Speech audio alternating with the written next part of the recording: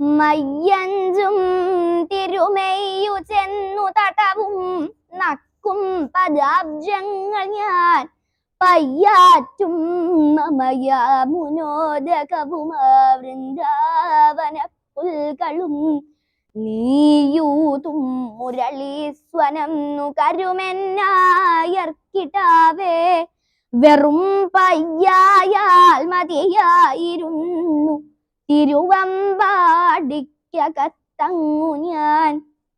മയ്യഞ്ചും തിരുമെയ്യു ചെന്നു തടവും നക്കും പദാബ്ജങ്ങൾ ഞാൻ പയ്യാറ്റും മമയാമുനോദകവുമാ വൃന്ദാവന പുൽകളും.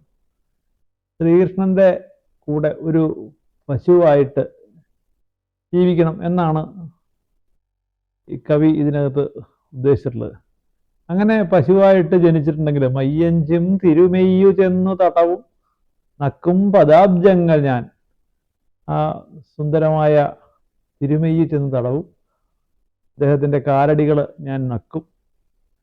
പയ്യാറ്റും മമ യാമുനോദകവും ആ വൃന്ദാവന പുൽകളും, എൻ്റെ വിശപ്പ് മാറ്റുന്നത് യമുനയിലെ വെള്ളവും വൃന്ദാവന പുൽകളുമായിരിക്കും. നീയൂതും മുരളീശ്വരം നുകരും എന്നെ അയർക്കിടാവേ വെറും പയ്യായാൽ മതിയായിരുന്നു.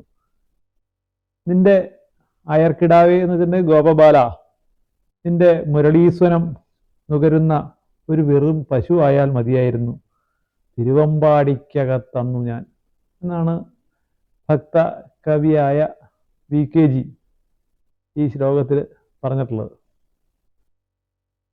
VKGയുടെ ഭക്തി പ്രസിദ്ധമാണ്. VKG പരിഹാസ രൂപേണയും യഥാർത്ഥ ഭക്തി രൂപേണയും എഴുതിയിട്ടുള്ള ധാരാളം ശ്ലോകങ്ങളുണ്ട്. അപ്പോൾ യഥാർത്ഥമായ ഭക്തി, അത് നേരെയുള്ള ഭക്തി കാണിക്കുന്ന വിധത്തിൽ എഴുതിയിട്ടുള്ള ഒരു മികച്ച ശ്ലോകമാണ് ഇത്. ശ്ലോകം ഇവിടെ ചൊല്ലിയിട്ടുള്ളത് മലപ്പുറം മങ്കട സ്വദേശി 5ാം ക്ലാസ്സുകാരി ചിന്മയിയാണ്.